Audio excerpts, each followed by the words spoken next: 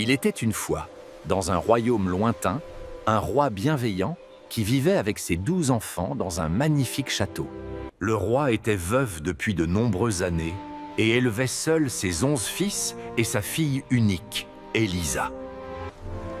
Elisa et ses frères s'aimaient profondément et passaient leur journée à jouer ensemble dans la joie et l'harmonie. Mais le roi était seul et triste. Son royaume avait besoin d'une reine, et ses conseillers le pressaient de se remarier. Un jour, le roi organisa un grand bal et invita toutes les nobles dames du royaume, espérant trouver une nouvelle épouse.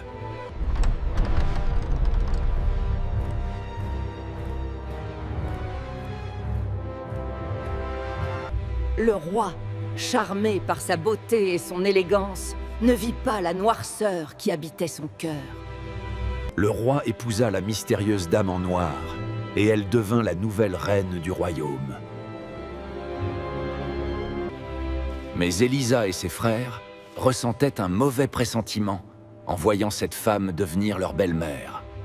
Dès que la nouvelle reine s'installa au château, l'atmosphère joyeuse disparut et fut remplacée par une ambiance froide et oppressante. Je ne supporte pas ta beauté et ta bonté. Tu seras banni de ce château. La reine était en réalité une sorcière maléfique qui pratiquait la magie noire dans les profondeurs du château. Par le pouvoir des ténèbres, je transformerai ces princes en créatures sauvages. Cette nuit-là, Elisa ne pouvait pas dormir, tourmentée par un terrible pressentiment concernant ses frères bien-aimés. Au lever du soleil, les 11 princes sortirent du château pour leur promenade matinale habituelle, ignorant le terrible sort qui les attendait. Envolez-vous, princes maudits! Devenez des cygnes sauvages et quittez ce royaume pour toujours! La malédiction de la sorcière frappa les princes comme la foudre, et une transformation terrible. Leurs corps humains disparurent et furent remplacés par de magnifiques mais sauvages corps de cygnes blancs. Paniqués et confus, les princes transformés en cygnes s'envolèrent instinctivement vers le ciel, incapables de contrôler leur nouveau corps. Non! Mes frères! Revenez! Les 11 cygnes volèrent loin du château, emportés par la malédiction vers des terres inconnues, incapables de revenir ou de redevenir humains. Elisa doit également partir. Bannissez-la immédiatement du royaume.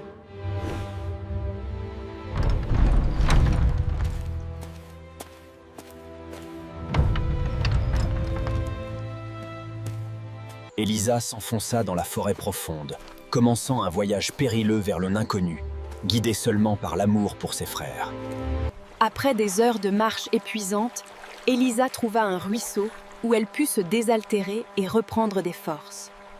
Au même moment, alors que le soleil se couchait à l'horizon, les 11 cygnes atteignirent une côte lointaine au bord de la mer. Les cygnes se posèrent sur une plage déserte, épuisés par leur long voyage forcé loin de leur maison. À l'instant précis où le dernier rayon du soleil disparut sous les horizons, un miracle se produisit. La malédiction se brisa temporairement. Les princes retrouvèrent leur forme humaine, mais ils savaient que ce répit ne durerait que jusqu'au lever du soleil suivant. Mes frères, nous devons accepter notre destin. Chaque nuit, nous redevenons humains, mais au lever du soleil, nous redevenons des cygnes sauvages. Mais il doit avoir un moyen de briser cette malédiction définitivement. Nous ne pouvons pas abandonner notre sœur Elisa. Pendant ce temps, Elisa continuait son voyage dans la forêt obscure, épuisée, mais refusant d'abandonner sa quête.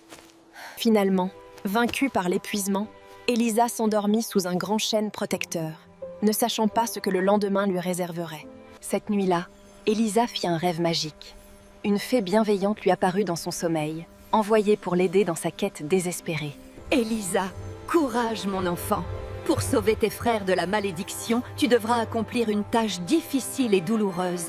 Tu dois cueillir des orties sauvages avec tes mains nues, même si elles brûlent ta peau délicate.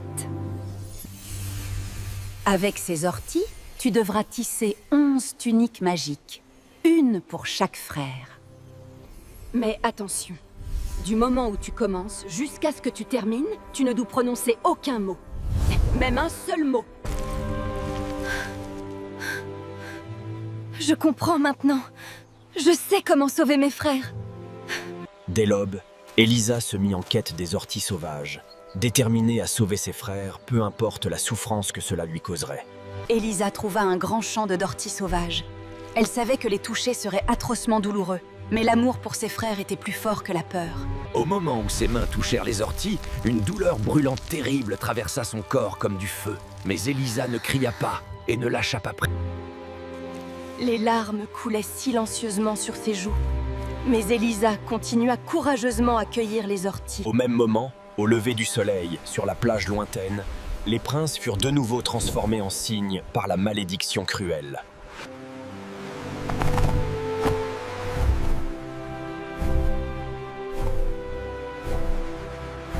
Les cygnes volèrent pendant des heures, suivant un appel invisible qui les guidait vers leur sœur bien-aimée à travers monts et vallées.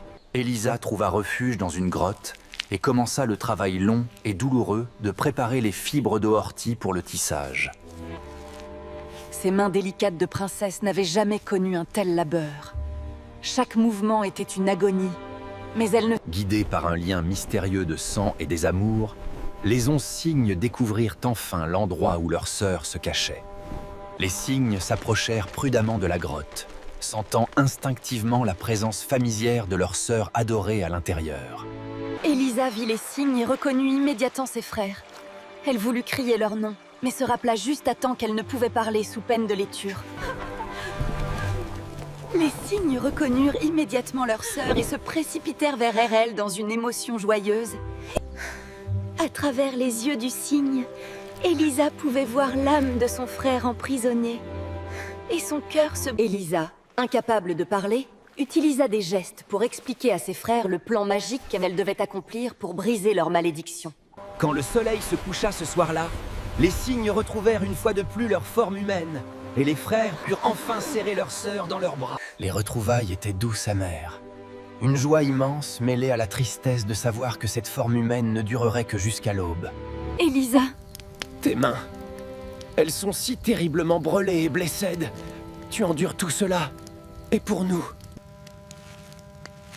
cette nuit-là, Elisa travailla sans relâche sur la première tunique magique, tandis que ses frères l'aidaient du mieux qu'ils pouvaient. Le tissage était un travail long et minutieux.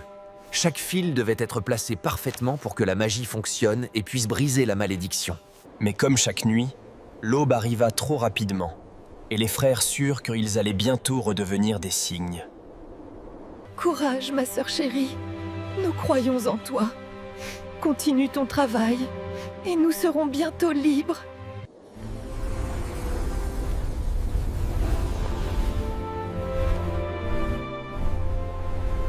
Elisa ne se permit aucun repos. Dès que ses frères partirent, elle reprit son tissage, sachant que chaque seconde comptait pour achever les 11 tuniques magiques. Les jours passèrent dans un cycle épuisant. Elisa tissait seule durant les journées, et ses frères la rejoignirent. Ses mains n'étaient plus que plaies vives et douleurs constantes. Mais l'amour d'Elisa pour ses frères était plus fort que n'importe quelle souffrance physique. Une par une, les tuniques magiques prenaient forme. 3 étaient déjà terminées, et la 4e progressait régulièrement. Un jour, alors qu'Elisa était seule dans la grotte tissant, un groupe de chasseurs traversait la forêt proche, suivant les traces d'un cerf. Un des chiens détecta l'odeur humaine venant de la grotte et se mit à aboyer furieusement. Elisa entendit les aboiements et les voix d'hommes approchant. Paniquée, elle cacha rapidement les tuniques. Les chasseurs entrèrent dans la grotte avec leurs torches et furent stupéfaits de découvrir une jeune femme vivant seule dans cet endroit isolé. « N'aie pas peur, jeune fille. Nous ne te voulons aucun mal. Qui es-tu? Pourquoi vis-tu seule ici ?» Elisa voulait désespérément expliquer sa situation, mais elle ne pouvait prononcer un seul mot sans condamner ses frères à mort. Regardez ces vêtements étranges. Ils sont tissés avec des orties. Quelle étrange sorcellerie est-ce là? Les chasseurs discutèrent entre eux, ne sachant que faire De cette mystérieuse jeune femme muette qui vivait dans une grotte et tissait des étranges vêtements d'ortie. Jeune fille, tu es clairement en détresse et tes mains sont gravement blessées. Notre roi est bon et juste. Permets-nous de t'emmener au château où tu seras soigné et protégé. Elisa était déchirée. Ses mains avaient désespérément besoin de soins. Mais comment pourrait-elle continuer son travail au château? Finalement, Elisa accepta de les suivre, mais seulement après avoir rassemblé toutes ses tuniques magiques et ses orties, refusant de les laisser derrière même un instant. Les chasseurs emmentrent Elisa à travers la forêt, voyageant pendant des heures vers le château royal d'un royaume voisin. Alors que le soleil se couchait, ils atteignirent le château du roi Édouard, un souverain réputé pour sa sagesse et sa bonté dans toute la région. L'arrivée d'Elisa au château causa une sensation immédiate. Qui était cette mystérieuse jeune femme en haillons que les chasseurs avaient trouvée dans la forêt? Elisa fut amenée devant le roi Édouard, un jeune roi connu pour sa justice et sa compassion envers son peuple. « Qui es-tu, jeune femme? D'où viens-tu? Et pourquoi étais-tu seule dans la forêt ?» Elisa voulait désespérément répondre au roi bienveillant, mais les mots restaient prisonniers dans sa gorge. Tu ne peux ou ne veux pas parler. Très bien. Montre-moi tes mains. Le roi examina les terribles blessures d'Elisa et fut profondément ému par la souffrance évidente qu'elle avait endurée. Appelez immédiatement les meilleurs guérisseurs du royaume. Cette jeune femme doit recevoir les meilleurs soins. Préparez-lui une chambre dans l'aile est du château. Elisa fut installée dans une chambre magnifique, lavée, nourrie, et ses mains furent soignées par les meilleurs... Cette nuit-là, alors que le château dormait, Elisa reprenait son travail sacré. Ni le luxe ni le confort ne pouvaient la détourner de sa mission de sauver ses frères. Guidés par le lien mystérieux qui les unissait à leur sœur, les 11 cygnes trouvèrent le château où Elisa était retenue et descendirent dans les jardins royaux. À minuit précis, les cygnes retrouvèrent leur forme humaine, et les princes se tinrent dans les jardins royaux, cherchant désespérément leur sœur. Les princes repérèrent une fenêtre éclairée et, par instinct fraternel, surent que c'était là qu'Elisa se trouvait. Elisa sentit soudain une présence familière. Son cœur reconnut ses frères avant même que ses yeux ne les voient. Les frères et la sœur se retrouvèrent avec leurs yeux, incapables de se toucher, mais réunis par l'amour qui transcendait la distance et le silence. Dans un langage de gestes et de l'amour silencieux, Elisa expliqua à ses frères son progrès. Le roi Édouard, ne pouvant dormir, s'était promené et avait tout observé. Comme chaque aube, la malédiction reprit son emprise. Les jours suivants, Elisa travailla avec une intensité féroce. Elle mangeait à peine, dormait encore moins. Chaque pensée... Le roi Édouard venait souvent observer Elisa en secret. Et chaque jour, son admiration et son amour pour... Le travail progressait régulièrement. Saint-Unique était maintenant terminé, et la 6e l'achèvement. Mesdames et messieurs, j'ai décidé de prendre cette noble jeune femme pour épouse. Elle sera votre reine. Elisa était déchirée. Elle était reconnaissante de la bonté du roi et sentait son cœur s'attendrir envers lui. Mais comment pourrait-elle devenir reine? Je ne comprends pas ton mystère, mais je vois ton courage et ta bonté. Je te promets que tu seras libre de continuer ton travail mystérieux. Quel qu'il soit. Le mariage royal fut célébré dans la splendeur. Elisa devint reine, mais son cœur restait partagé entre sous. Le roi respecta sa promesse. Chaque nuit, il permettait à Elisa de continuer son travail mystérieux. Les semaines passèrent. Elisa travaillait sans relâche. Que fait la reine chaque nuit avec ses étranges vêtements verts? Quelle sorcellerie pratique-t-elle?